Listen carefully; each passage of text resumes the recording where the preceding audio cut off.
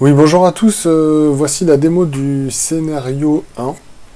Alors, le but de ce scénario, c'est que lorsqu'on a une session, voilà, une session de transport, et qu'elle est prise en charge, le backend génère un envoi d'un email. Voilà, je vais vous montrer ici. Tac. Donc, on a le programme qui tourne techniquement. Bon, il s'agit d'un cron qui, toutes les 30 secondes, check si une session est prête à être prise en charge par le transporteur. Hein. Bon, c'est-à-dire qu'au tout début, le programme check toutes les 5 secondes si la base de données existe. Hein. Si elle existe bien, le programme est notifié que la base de données existe et on va pouvoir faire des opérations dessus, donc l'ouvrir. Alors là je fais un petit log open database successfully, voilà, le logger crée un fichier log pour pouvoir avoir une trace de tout ce qui s'est passé, le détail de toutes les opérations. Bon, une fois que la base de données est ouverte en lecture, on peut faire un get session record et où je vais aller lire les données qui contient les champs nécessaires à cette prise en charge de session. Voilà. Cette base de données, c'est un PostgreSQL en fait, hein, car elle a été benchmarkée en tout début du projet. J'aurais préféré faire la partie de mon projet en MySQL. Bon, je préfère MySQL, voilà, c'est comme ça. Mais comme PostgreSQL est utilisé par toute l'équipe agile, eh ben, je dois m'y tenir et utiliser PostgreSQL. Voilà, c'est comme ça. Bon, je reviens à mon petit diagramme de séquence. Une fois que les enregistrements ont été lus au niveau PostgreSQL, ils sont traités par le Heartbeat, par la classe Java. Voilà. On récupère les nouvelles sessions via le result set, le get metadata classique. Et je log un ID de session dans le logger, voilà, toujours pareil, pour avoir une trace. Voilà. Maintenant, au niveau fonctionnel, je vais simuler un transporteur qui reçoit les emails. Et donc qui reçoit les demandes de transport pour les prendre en charge ou pas. Voilà.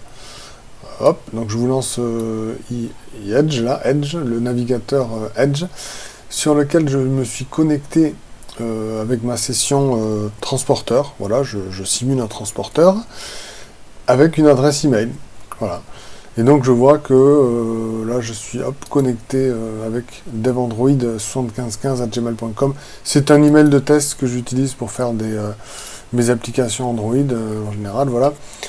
Oui, on voit les emails reçus date du 27 juin, c'est-à-dire là on est le 28, c'était hier, hein, voilà, à peu près la même heure. J'ai fait aussi des tests, voilà. Bon, je vais vous montrer une démo avec le Heartbeat de seul process. Hein. Voilà, pour l'instant, on va voir comment le process envoie des mails et envoie des sessions. Alors, tout d'abord, il faut que je vérifie la base de données avec mes outils. Donc, j'ai le choix entre pgadmin 4 et IDSQL. Alors, j'ai commencé à utiliser pgadmin 4, puis finalement, j'ai un collègue qui m'a montré IDSQL, voilà, j'ai bien aimé. Et maintenant, j'utilise celui-là, mais des fonctionnalités plus sympas, puisque je l'ai benchmarké. Bon, voilà. Bon, voilà, c'est parti. Donc, je lance IDSQL. Je me connecte à ma base PostgreSQL. Hein, voilà, ouvrir. Tac. Je la mets en plein écran. C'est plus sympa. Et là, on voit que j'ai ma table session de transport. Voilà, avec tout le schéma, le MCD de la table que j'avais préparé, qui contient, qui est prêt à recevoir en fait toutes les données d'une session qui doit être prise en charge. Voilà. Alors pour la petite démo, je vais purger les enregistrements. Il y a déjà des données, je crois, oui, parce que j'ai fait des tests hier. Voilà. Bon, on va les purger, on va les remplir. Voilà, vous voyez déjà des données. Je vais purger, donc je fais un bouton droit sur la table session de transport, et puis je fais vider là où les tables. Voilà, hop, je fais un petit purge, voilà, faut-il vider les tables, vue, session de transport, oui, ok, voilà. Donc normalement dans données, il n'y a plus rien, voilà. Et je peux même, si je veux, la supprimer directement à la table, puisque j'ai un script SQL qui va la recréer. Donc allons-y, hein, tant qu'à faire, hein. On va sortir le grand jeu. Supprimer, retirer, drop, voilà, je fais un drop, drop table, tout simplement. Voilà. Ce qui est bien, c'est que normalement, il me met aussi toutes les... voilà, tout le code. Voilà. Et je rafraîchis, et ma table a disparu. Bon, donc, je vais recréer cette table avec le script Heartbeat Table. De mémoire, oui, c'est ça, qui se trouve ici. Voilà, donc je l'ouvre, vous voyez, c'est un script, un create table, avec tous les champs nécessaires à la session de transport. Un champ ID, un champ adresse from to, les coordonnées GPS, start, end. Un champ pour savoir si le transporteur a répondu. Hein, alors, soit il prend en charge la session de transport, soit il ne la prend pas en charge, hein, il a le choix, mais dans tous les cas, il a répondu. Voilà, donc ce champ sera renseigné pour ça. Voilà ce qu'il a validé, le nombre de places dans le véhicule, hein, parce que je rappelle que c'est une application qui permet de gérer des transports, on va dire, comme Uber. Voilà, Uber, tout le monde connaît Uber, tout le monde connaît Blablacar, voilà. C'est un Uber-like, Blablacar-like, voilà, un petit mix de tous les deux. Voilà. Le nombre de places dans la voiture, le prix du transport, le modèle de la voiture. Et là, deux nouveaux champs que j'ai implémentés depuis la dernière fois. Email sent et email ID, donc pour savoir si l'email est parti, oui ou non, voilà, c'est un boolean, hein, tout simplement, hein, voilà, 0 ou 1, et un email ID qui permet de renseigner l'adresse email du destinataire du transporteur. Voilà. Et pour savoir, voilà, bon. Donc, je vais mettre sur la base de données maintenant, hop, au niveau du public, voilà. Et je vais cliquer sur, alors, est-ce que j'ai le script de charger? Voilà, ouais, normalement il est chargé. Tac, requête. Non, je ne dois pas avoir le script. C'est bizarre, je pensais l'avoir. Bon, ben je vais le charger. Donc, je copie-colle le script. Tac. Copier-coller, ça c'est très simple, on fait ça 10 fois par jour, et je le colle là-dedans, coller, hop, voilà. Requête, je vois mon script, create table session transport avec tous mes champs qui vont bien, et je vais faire cliquer sur le petit triangle bleu pour exécuter ce script SQL. Je vérifie que je suis sur ma base, qui va bien, voilà, c'est parti, il va me créer, on voit qu'il y a le log ici, il me crée ma table avec tous mes enregistrements. Bon, j'aurais vraiment pu moquer si j'aurais voulu avec des insert into et puis mettre plein de fausses GPS longitude, des adresses et tout ça. Mais je vais les faire en Java, c'est plus sympa, je trouve, qu'en SQL. Bon, voilà. Alors, je rafraîchis en cliquant sur les petites flèches vertes, là, rafraîchissement, ou sur F5, hop, et je vois apparaître ici ma table, ma nouvelle table session de transport qui doit être vide. Maintenant, elle doit être vide, hein, voilà, elle est vide, vous voyez. Il y a quand même les champs. Et il me reste plus qu'à la remplir, voilà, en Java, parce que j'ai préparé un petit bout de code qui va me la remplir, c'est sympa. Bon, alors je vais lancer maintenant le serveur Tomcat. Voilà, le serveur Tomcat qui contient le fameux WAR, qui contient mon programme Heartbeat. Alors il se trouve ici, là, voilà, non, les deux serveurs Tomcat, voilà, Heartbeat 1, voilà, c'est celui-là. Et je lance un CMD dessus. Tac. Exécuter. Tac.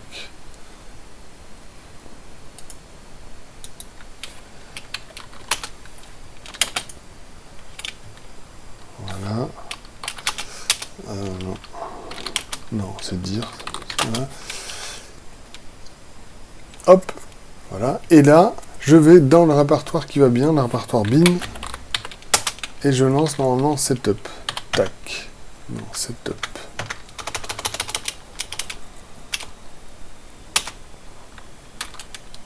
Non, start. Non, c'est start qu'il faut lancer.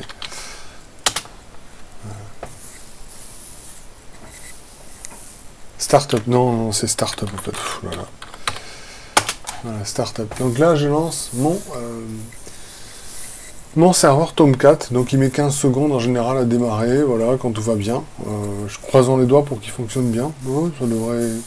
Il a plu un petit peu aujourd'hui, donc ça devrait fonctionner, je pense. Voilà, ouais. Il n'a pas fait trop sec, hein, parce que des fois, quand il fait trop chaud, ça plante. Bon, je plaisante, hein, mais voilà, 13 secondes. 13 secondes, ça fonctionne. Et on voit que ben, le Heartbeat fonctionne aussi. Il est en train de checker s'il y a des mails à envoyer. Mais comme il n'y en a pas, ben, il dit que ils ont tous été envoyés. On a vu que la table ici est vide. Hein. Donc tout est déjà parti. Donc ben, tout va bien. Voilà. Puis toutes les 30 secondes, il va rechecker s'il y a des choses dans la table, s'il y a des choses, enfin pas des choses, des sessions pour être vraiment plus précis, à prendre en charge. Et comme il y a des... Voilà, donc il est encore checké, vous voyez, voilà, 35-30, 36-00, toutes les 30 secondes, il fait un check. C'est un heartbeat, un cœur qui bat. C'est le cœur qui bat comme le cœur qui bat, quoi. Hein, voilà, un cœur, voilà, régulièrement, pour checker. Bon, alors maintenant, je vais simuler des sessions qui arrivent. Voilà, des sessions qui vont être créées par mes camarades, hein, par mes collègues de projet en fait, parce qu'il y a d'autres, on est sur un projet où il y a plusieurs personnes, et chacun a son périmètre. Là, je vais, en attendant les vraies sessions qui vont arriver, je vais en simuler pour que mon back-end puisse les voir et qu'il puisse envoyer les emails automatiquement. Voilà, donc on va dire que je vais moquer, hein, pour les connaisseurs, je vais moquer. Je vais bouchonner les nouvelles sessions. Voilà. Alors, maintenant que mon serveur Apache Tomcat est lancé, je vais pouvoir accéder à mon interface, l'interface de mon programme, qui est une interface web. Donc je vais sur Edge, tac, et je vais sur le répertoire racine, donc sur, vous voyez, il est sur le port 8080. J'ai mon répertoire virtuel il s'appelle Heartbeat 1. Voilà, j'interroge mon interface via cette URL. Alors, deux menus, j'explique. J'ai un menu Go to Session Transport Detail pour visualiser les sessions à prendre en charge. Hein, voilà, je clique, il doit y en avoir aucune, hein, normalement, voilà, logique, hein, il n'y en a pas. Bon, il y a un joli tableau, voilà, mais no record farm, il n'y a aucune session pour l'instant, puisqu'on a vu que la base était vide, hein, voilà, hop, pas d'enregistrement, pas de session, donc pas de session dans l'interface du transporteur, donc il n'a rien à prendre en charge pour l'instant, pas de demande. Voilà. Donc je reviens ici, et un deuxième bouton, Go to Mockito Object Details, voilà, et c'est là que je vais, je vais faker, je vais créer des fausses sessions, hein, des sessions à prendre en charge, pour, donc, une fois que je vais créer ça, je crée ça avec Mockito, hein, je rappelle, hein, un framework qui permet de créer des objets, hein, et je vais remplir ma base de données comme ça. Alors, je crée, voilà, je vais carrément faire la démo, je clique sur Create Mockito Object, hop, et là, normalement, si tout va bien, voilà, j'ai des objets qui sont créés. Alors, il y en a 20, hein, voilà, on voit que chacun a un ID, et puis une adresse de départ, une adresse d'arrivée, de destination, des coordonnées GPS de départ, des coordonnées GPS de destination, voilà. Puis comme je dis, tous les champs qui vont bien, une adresse email, et puis email send files, donc l'adresse n'a pas été encore, enfin l'email n'a pas été encore envoyé. Mais ça ne saurait tarder, puisque toutes les 30 secondes, le back-end fait un check. On voit la base de données ici qui doit être remplie maintenant, donc je rafraîchis. Je vois qu'elle est remplie, et puis même, je vois ici email sent, true, il a déjà tout envoyé, parce que c'est un rapide, hein, le back-end, il a le cœur qui bat, le heartbeat, a détecté qu'il y avait des nouveaux objets, et donc des nouvelles sessions, et donc il les a envoyés. Ouais, ça a été très rapide en fait.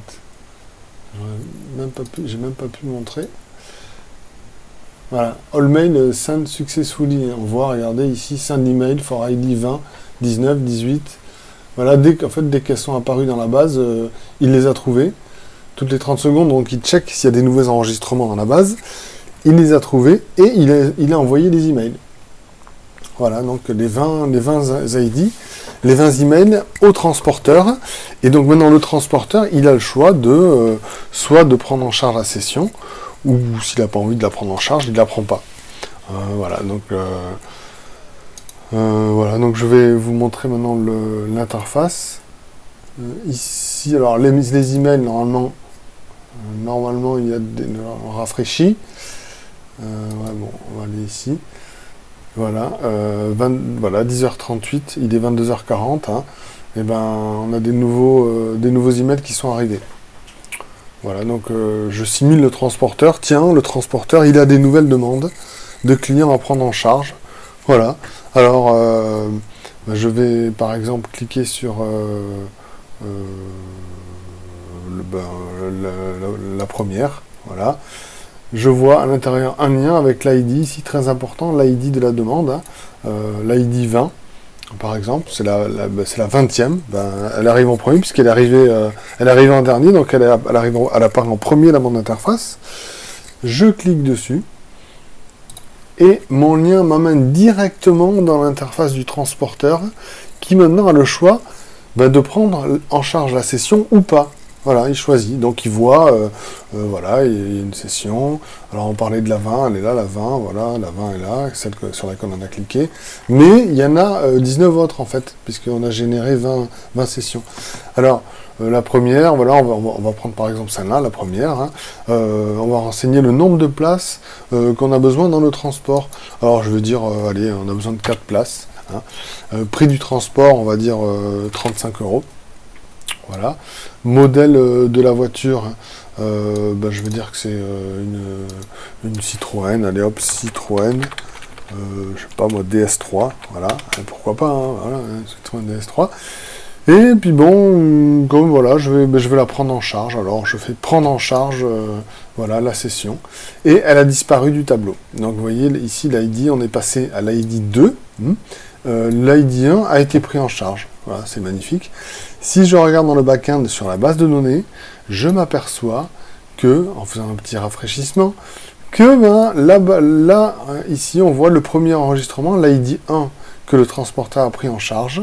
Eh bien, déjà, il a répondu. Hein, voilà, il a répondu. Donc, c'est 1. Le flag, j'ai flagué à 1. C'est passé à 1. Il a répondu. Il a répondu avec un nombre de places à 4. Le prix du transport 35. Et le modèle de la voiture, Citroën DS3. Voilà, et là, l'email ID qui va bien. Voilà, donc j'espère que cette petite vidéo de prise en charge de session vous a plu. Hein. Voilà, vous voyez maintenant le mécanisme de comment fonctionne la prise en charge de session de transport. Rendez-vous à la vidéo suivante que je vais faire pour vous montrer une preuve en temps réel de la synchro-update de la base de données en fonction de l'envoi des emails. C'est-à-dire que quand un email va partir, on va voir ici les emails passer de false à true. Hein. Voilà, ça va être le challenge. Ok, à tout à l'heure.